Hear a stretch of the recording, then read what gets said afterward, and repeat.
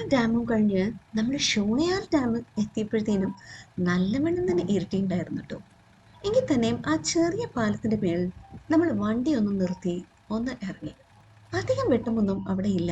ആ ചെറിയ ലൈറ്റേ ഉള്ളൂ ആ ഡാമിന്റെ മുകളിൽ കാണുന്നത്. ഭംഗിക്കൊപ്പം തന്നെ ഒരു ഭീകരതയും ഒരു ഭയവും നമുക്ക് തോന്നും. എങ്കിൽ തന്നെയും കണ്ട് കുറച്ചു നേരം ഇരുട്ടത്താണെങ്കിലും ആസ്വദിച്ച് നിൽക്കാനും വേണ്ടിയിട്ട് ഉണ്ട്. എനിക്ക് ആകപ്പാടെ ഉള്ള ഒരു ആഗ്രഹമാണ്.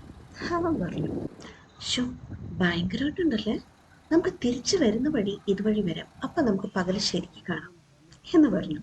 അങ്ങനെ നോക്കി നിൽക്കെ ഞാൻ ഓർത്തു, ഇത്രയും നേരം നമ്മൾ നിൽക്കുമ്പോഴും ഒരൊറ്റ വണ്ടി പോലും നമ്മളെ കടന്നു പോയില്ലല്ലോ എന്ന് ഞാൻ ഓർത്തു. അങ്ങനെ നമ്മൾ വണ്ടി കയറി വീണ്ടും അവിടെ നിന്ന് യാത്ര തുടർന്നു. ഒരുപാട് ദൂരെയില്ല, നമ്മുടെ Kerala border Malakkappara check post എത്താൻ അവിടെ നിന്നു. കുറെ ചെറിയ വീടുകളും കടകളും നിറഞ്ഞ ചെറിയ ഒരു വിജനമായ വഴിയായിരുന്നു ആ നേരമായപ്പോഴത്തേനും. അവിടെ എത്തിയപ്പോൾ ആരും തന്നെ ഇല്ല. അങ്ങനെ ഇറങ്ങിച്ചെന്ന് എല്ലാരും അല്ലട്ടോ, ഗോഡ്വിനും മാക്സും കൂടെ ആ ഗേറ്റിൽ നിന്നൊക്കെ തട്ടി നോക്കി. പിന്നെ അവിടുത്തെ ആ ഓഫീസ് റൂമിന്റെ അങ്ങോട്ട് ചെന്നു. അപ്പോഴാണ് അവിടെ നിന്ന് ആ ഓഫീസർ ഇറങ്ങി വന്ന് പറയുന്നത്, ഈ നേരം നിങ്ങളെ ഇവിടുന്ന് കടത്തി വിടുമെന്ന് ആരാ പറഞ്ഞത്? 6 മണിക്ക് തന്നെ ഇവിടെ ക്ലോസ് ചെയ്യും ഗേറ്റ്.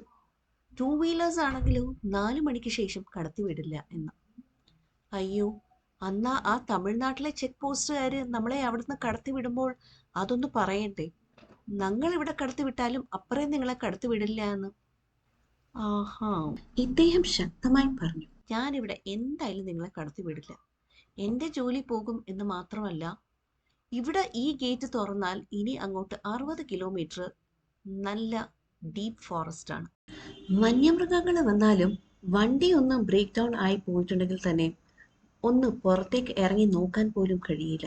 ഈ ഓഫീസർ വളരെ സമാധാനത്തോടു കൂടി തന്നെ വളരെ വ്യക്തമായി അവിടുത്തെ അപകട സാധ്യതകൾ ഇവർക്ക് വിവരിച്ചു കൊടുത്തു എന്നാണ് മാക്സും ഗോഡ്വിനും പറഞ്ഞത്. ഇവര് ചോദിച്ചു, സാറേ, കുറച്ച് മണിക്കൂറുകൾ വണ്ടിയിൽ തന്നെ ഇരുന്നിട്ട് പുലർച്ചയ്ക്ക് തന്നെ യാത്ര തുടരാമല്ലോ.